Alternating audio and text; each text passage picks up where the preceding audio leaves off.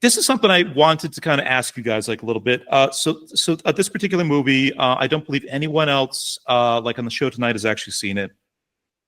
This is in the style of these family nature adventure movies that were kind of popular in the 70s and the 80s. Some examples of these things sort of being Black Stallion, The Adventures of the Wilderness Family, Escape to Witch Mountain, the Dan Haggerty sort of Grizzly Adams films. But sort of most just the way I kind of really remember these films was there was about 1,000 made-for-TV movies from the 70s and the 80s that we always ended up kind of watching in elementary school when we had a substitute teacher or like the actual teacher was hungover or whatever else. Like a family kind of wandering through the woods and there's kind of like a little eco parable thing, or they're kind of getting chased by a bear, or they're kind of getting back to nature, or there's like a little sci-fi element or whatever. I felt like there was a goddamn million of these things back in the day.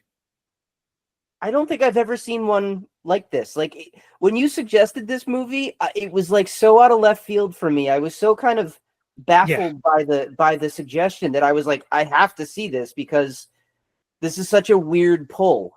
So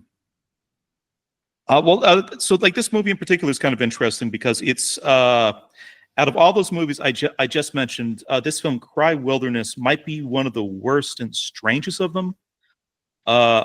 I was a little bit obsessed with this movie after I kind of watched it for the first time, and I went on Wikipedia, IMDb, just general Google, and there was nothing about this film. There was nothing about like the about how it was created, how it was funded. There was nothing about the like the script writer behind it, or like any of the actors or the director or producer. It was kind of like almost sort of like a monkey's paw kind of movie that was kind of just, to me, felt like it was kind of conjured out of midair just to be a Mystery Science Theater movie and kind of really nothing else besides that.